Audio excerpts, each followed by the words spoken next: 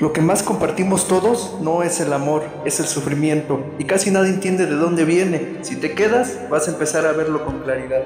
El sufrimiento no nace del vacío, sino que se crea por el deseo de tener, el deseo de destacar, de ser algún tipo de alguien, del hambre de la atención, de reconocimiento, de control, del impulso de ver a otros arriba o abajo solo para saber dónde estamos nosotros.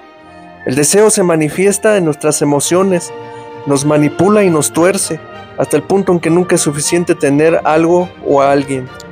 La ira, la lujuria, la envidia, la avaricia, la pereza y la soberbia son manifestaciones del deseo y están presentes en cada uno de nosotros. Son fuerzas que se nos dieron para navegar la vida social. Todos quieren gozar de una buena vida, disfrutar seguridad material, sexual, social y de compañía, pero ¿quién no quisiera sentirse importante, superior o incluso muy superior entre los demás? ¿A quién no le agradaría resaltar con el brillo de las joyas y la imponencia del lujo puestos como máscaras ante la sociedad? ¿A quién no le agradaría tener el porvenir más alto con todos los estándares sociales más reconocidos? ¿Y qué me dices de quienes hablan del amor y romance y creen en lo que dicen, pero en el fondo están ocultando fantasías sexuales? Ciertamente, casi todos quisiéramos disfrutar de esto en algún grado. El problema empieza cuando exigimos más de lo que toca, cuando no alcanzamos lo que creemos que, por defecto, debería ser nuestro. El sufrimiento nace de las raíces del deseo, pero el deseo no aparece de pronto en la vida adulta. El deseo nace en la conciencia cuando se identifica con el exterior a través de nuestros sentidos y percepciones. Así vamos creando nuestra realidad durante los primeros años de vida. Cuando nacemos, se nos cuida con cariño, amor y paciencia, o no, depende del contexto, de la situación y de la familia. Pero desde los primeros años aprendemos de quienes nos cuidan, aprendemos de sus gestos, sus modos, la manera en cómo hablan, sus problemas, inseguridades, virtudes y deseos. De alguna manera, su moral se establece en nosotros inconscientemente, sutilmente, porque al final se convierten en los seres más importantes, nuestros modelos a seguir. Nos volvemos sus clones más fieles. ¿Y por qué no lo haríamos? Son las personas a quienes más amamos. Son nuestros padres, abuelos, hermanos o figuras cercanas. El amor que nace en nosotros en ese lapso de tiempo es puro, magnífico, natural, como el amor de una madre, aunque con apego.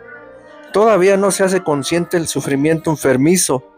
Lo que aparece ahí es sufrimiento natural, propio de la vida, no distorsionado aún. De repente todo cambia y somos lanzados a la sociedad educativa, la escuela. Allí aprendemos a desarrollarnos socialmente, a compartir y a competir. Nacen nuevos deseos como ideas absorbidas de los profesores y de su perspectiva de la vida ideal. Tienes que estudiar, esfuérzate, compite, sé el número uno si quieres ser alguien. El mensaje oculto es claro, ahí todavía no eres nadie. De ahí nace el deseo feroz de la identidad que después será alimentada por la primera sociedad. Sí, la primera sociedad, nuestra familia. Hijo, tienes que ser el mejor. No seas burro, no seas un idiota. No puedo creer que seas tan tonto. ¿Por qué no puedes ser como los demás? Empiezan las comparaciones y el sufrimiento empieza a germinar. La frustración de los padres o de familiares secundarios se transmiten como un virus que cae en la tierra buena y fértil del espíritu. Se heredan inseguridades y miedos que a ellos también les fueron transmitidos, y así continúa la cadena durante generaciones. Empieza entonces a brotar el sufrimiento enfermizo, porque ahora el niño, esa parte de nosotros en el desarrollo primario, ya no es auténtico, ya está empezando a ser contaminado. Empezamos a experimentar deseo de otra forma. Queremos complacer a quienes amamos, verlos felices, sentirnos motivo de orgullo. Y si para eso hay que esforzarse, competir y lograr ser alguien, entonces lo haremos.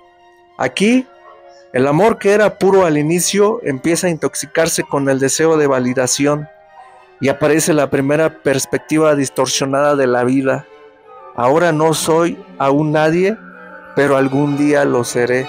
Pero incluso en ese lapso de la vida, en nuestro desarrollo, ya somos totalmente alguien. De hecho, estábamos realizados antes de la tentación, éramos puros e inocentes, y no es de extrañar que esa pureza sea la fuerza más poderosa de todas. Nuestra conciencia en ese punto está manifestada como la misma existencia en sí misma. La misma fuerza que mueve las estrellas y astros es la que se manifiesta en nosotros como un suspiro de vida. Sí, en ese punto de la vida, aunque no lo creas, la vida misma se está manifestando a través de nosotros. Entonces en ese punto somos más que alguien y deberíamos de ser enseñados hacia dónde dirigir toda esa fuerza en lugar de perdernos en ella. Ciertamente no son culpables nuestros padres ni nadie, aunque no lo creas, es el pulso de la vida. Es el pulso de la vida repitiendo lo que en otras líneas de tiempo se repitió en nuestros padres, abuelos, bisabuelos, tatarabuelos y así hasta el origen. La lucha por la supervivencia se vuelve diaria. En la escuela hay que agradar, encajar, hacer grupos con quienes nos entendemos y quizá con quienes aspiran a lo mismo que nosotros. Ellos también comparten el mismo deseo porque su crecimiento fue similar. Además, de forma natural nace el deseo sexual. Y esa fuerza hace que a veces no encontremos límites para cortejar a alguien. Como puedes ver, el deseo es una fuerza que impulsa y transforma. No es malo en sí mismo. Es malo cuando se dirige a destruir en lugar de construir. Nos volvemos poéticos, románticos, audaces, ingeniosos, habilidades necesarias para competir. Pero en algunos, esa fuerza del deseo no puede expresarse, se reprime y el sufrimiento brota bruscamente.